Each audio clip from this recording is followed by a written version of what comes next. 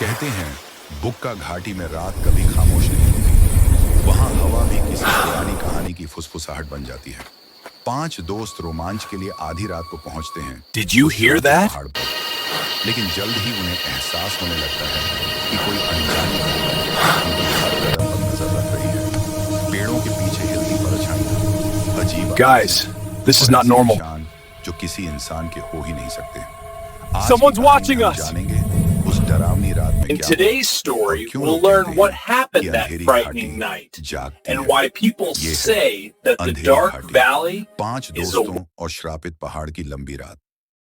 हम 5 दोस्त आरव, कबीर, मिताली, रिया और समीट कॉलेज के बाद दोबारा मिलने के लिए एक ट्रैकिंग ट्रिप पर निकल पड़े। जगह थी बुक्का घाटी, जो पहाड़ों के बीच बेहद सुंदर पर उतनी ही खतरनाक मानी जाती थी। रास्ते में हमें एक बुजुर्ग साधु मिले। उनकी आंखें ढंसी हुई थीं, चेहरा बिल्कुल पीला। उन्होंने हमें रोका और बोले, इस पहाड़ी पर अंधेरा जीवित है। शाम होते ही वह चलने लगता है। सूरज ढलने पर ऊपर मत रुकना। समीट हंस पड़ा। बाबा, हम 5 लोग हैं, किससे डरें? बाबा ने बस एक नजर उठाई। उनकी आवाज में एक ऐसी कांपती गंभीरता थी कि मेरी रीढ़ में ठंड उतर गई। अकेले नहीं, वह आवाज बनकर तुम्हारे साथ चल पड़ेगा। हम सबने इसे अंधविश्वास समझकर अनदेखा कर दिया। हमें नहीं पता था कि आने वाली रात हम सबकी जिंदगी का सबसे डरावना सच बनने वाली थी। भाग 2। जंगल का बदलता माहौल। शुरुआती कुछ घंटे शानदार थे। ठंडी हवा, घने देवदार के पेड़, पक्षियों की आवाजें। लेकिन दोपहर के बाद परिस्थितियां बदलने लगी थीं। जंगल अजीब तरह से खामोश होने लगा। ना हवा का शोर, ना चिड़ियों की आवाज, सिर्फ एक भारी खामोशी। रिया बोली, यार लग रहा है कोई हमें देख रहा है। कबीर हंस पड़ा, कौन देखेगा, भालू भालू। पर उसके हंसने के बावजूद हम सब ने महसूस किया था, पहाड़ के बीचों बीच सूखे पत्ते जैसे खुद ब खुद हिल रहे थे, मानो उन पर कोई अदृश्य चीज चल रही हो। भाग 3। पहाड़ की छोटी और पहला संकेत। सूरज ढल रहा था। नीचे उतरने में देर हो जाती, इसलिए हमने चोटी के पास ही टेंट लगा दिए। जगह सुनसान थी। पेड़ झुके हुए एक दूसरे को छूते जैसे फुसफुसा रहे हों। उस समय तक हमने नहीं देखा था कि कोई हमसे पहले भी यहां रुका था। टेंट लगाने के दौरान रिया को मिट्टी में दबा एक पुराना टीन का डब्बा मिला। खोलने पर अंदर एक फटी हुई डायरी मिली। पहला पन्ना। अगर यह डायरी मिले, कृपया इस जगह से तुरंत भाग जाओ। यहां रात को एक आवाज घूमती है। ये तुम्हारी ही आवाज में तुम्हें वापस बुलाती है। पीछे मुड़कर मत देखना, कभी मत देखना। हम सबने इसे कोई मजाक मानकर फेंक दिया, क्योंकि आदमी मजे मजे में बहुत कुछ लिख देते हैं। हमें अंदाजा नहीं था ये नोट सच में किसी की अंतिम चेतावनी थी। भाग 4। रात का पहला डर। रात लगभग 11 बजे आग बुझने लगी। हम लोग टेंट में बैठकर बातें कर रहे थे कि तभी टेंट के बाहर किसी के चलने की आवाज आई। छर्र छर्र छर्र, जैसे कोई बहुत धीरे धीरे घिसटते हुए चल रहा हो। ना इंसान जैसी चाल, ना जानवर की। समीर ने फुसफुसाकर कहा, शायद हवा होगी। लेकिन हवा बिल्कुल बंद थी। मिताली धीरे से बोली, आरव, वो आवाज कदमों जैसी नहीं लग रही? और फिर 3 जोरदार थपथपाहट टेंट पर, जैसे कोई हाथ नहीं बल्कि लंबी उंगली जैसा कुछ हमारे टेंट की दीवार पर खटखटा रहा हो। हम सब सन्न, सांसें थम सी गईं।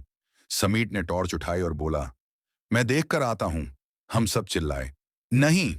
पर वह बाहर निकल गया और हमारी जिंदगी की सबसे बुरी गलती वहीं से शुरू हुई। बाहर जाते ही समीट ने टॉर्च घुमाई और बोला, अरे कोई नहीं है यार, तुम। उसके वाक्य पूरा होते ही एक दिल दहला देने वाली चीख, इतनी भयानक, इतनी दर्दनाक कि लगता था कोई इंसान नहीं बल्कि किसी को अंधेरे में खींचते हुए काटा जा रहा हो। हम बाहर भागे, लेकिन वहां कुछ नहीं था। सिर्फ समीट की टॉर्च जमीन पर लुढ़की हुई और मिट्टी में गहरे खींचे जाने के निशान जो जंगल के भीतर घने अंधेरे में जा रहे थे। मिताली फूट फूट कर रोने लगी। रिया कांप रही थी। हम सब चीख रहे थे, समीट समीट। फिर अचानक ठीक पीछे से वही आवाज, आरव। मैं जम गया। वो समीट की आवाज थी, पर इतनी ठंडी, इतनी खोखली, मानो गले के अंदर से नहीं, जमीन के नीचे से निकल रही हो। कबीर बोला, ये समीट नहीं है, भागो। हम This is not a भागे summit. जंगल Run! के अंदर अंधेरे में। सबसे बड़ी गलती। भाग 6। जंगल का जीवित होना, जैसे जैसे हम दौड़ रहे थे, जंगल बदल रहा था। पत्ते हमसे दूर नहीं उड़ रहे थे, हमारे पैरों से पहले खुद ब खुद हट रहे थे, जैसे कोई अदृश्य चीज आगे बढ़ रही हो।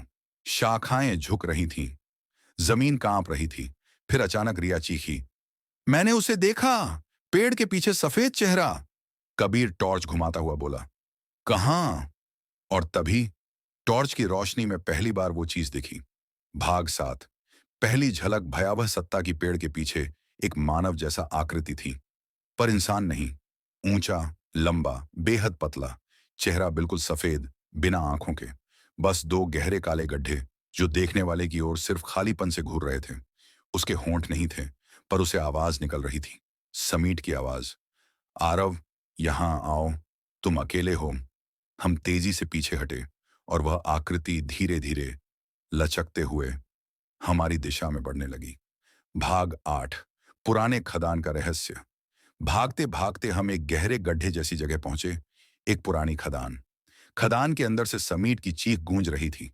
रिया रोते हुए बोली, वो जिंदा है, हमें अंदर जाना होगा। कबीर ने उसका हाथ पकड़ लिया, वो समीट नहीं, वो कुछ और है। मगर आवाज हमें खींच रही थी। हम अंदर उतर गए। अंधेरा इतना गहरा था कि टॉर्च की रोशनी भी निगल रहा था। खदान की दीवारों पर पुराने खरोंचों के निशान थे, जैसे किसी ने नाखूनों से बचने की कोशिश की हो। और फिर हमें दिखा एक और पुरानी लाश, इस हालत में कि पहचान भी मुश्किल। कपड़ों से लगता था वह कई साल पुरानी थी, और उसके पास वही डायरी का आखिरी पन्ना। अगर कोई यह पढ़ रहा है तो समझ लो तुम भी उसके चुने हुए हो। वह आवाजें बनाता है, तुम्हारे अपने लोगों की आवाजें। पीछे मुड़कर मत देखना। मैंने भी मुड़कर देखा था। मिताली सिसक पड़ी, समीट, कहाँ हो? जवाब दो। और तभी सामने अंधेरे से वही सफेद आकृति उभरी, लेकिन इस बार उसकी आवाज समीट की नहीं थी, सीधे मिताली की आवाज में बोली, मिताली, यहां आओ, मैं डर रहा हूं। भाग 9।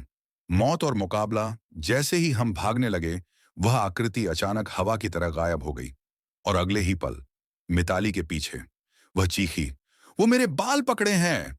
हमने उसकी ओर टॉर्च मारी। चेहरा एकदम समीट की तरह बन चुका था, मानो वह हमारे दोस्त का चेहरा अपने शरीर पर खींच रहा हो। कबीर ने पत्थर उठाकर उस पर मारा। वह पिघले मोम की तरह बिखर कर पीछे हट गया। उसका चेहरा फिर से बिना आंखों वाला हो गया। हम किसी तरह मिताली को लेकर बाहर भागे, पर समीट, हम जानते थे अब वह नहीं था। वह कहीं रात में उस चीज का हिस्सा बन चुका था। भाग 10। पहाड़ का श्राप। सुबह हम किसी तरह घाटी से नीचे लौटे। गांव पहुंचते ही साधु हमें देखकर बोला, तुम 5 गए थे, 4 क्यों लौटे? हमारी चुप्पी ही जवाब थी। बूढ़े आदमी ने गंभीर आवाज में कहा, वह एक आवाज लेने वाली आत्मा है। बहुत पुराने समय में एक खनिक की मौत यहां हुई थी। उसकी आत्मा यहां फंसी हुई है, और वह अकेले नहीं रहना चाहती। जो भी रात में उसके पास जाता है, वह उसे अपनी आवाज में समा लेती है। भाग 11। आज तक पीछा नहीं छोड़ा। घर लौटने के बाद से हम सब बदल चुके हैं। कभी कभी रात को खिड़की के बाहर हमें धीमी आवाज में कोई नाम लेता सुनाई देता है। कभी रिया का नाम, कभी कबीर का, कभी मेरा। और कई बार जब मैं आधी नींद में होता हूं तो मुझे साफ साफ सुनाई देता है, आरव, मैं यहां हूं, देखो जरा पीछे। लेकिन मैं पीछे नहीं देखता, कभी नहीं, क्योंकि मुझे पता है अगर मैं मुड़ गया, मैं भी उस पहाड़ी की अंधेरी आवाज का हिस्सा बन जाऊंगा। जिज्ञासा अच्छी है, लेकिन अपनी सुरक्षा से बड़ी नहीं। कुछ जगहों पर रोक इसलिए होती है क्योंकि वहां सच में खतरा होता है। Please like, share and subscribe to my channel. मैं आपके लिए और भी डरावनी कहानियां लेकर आता रहूंगा। Thanks for watching. I'll be back soon. तब तक के लिए bye bye and take care.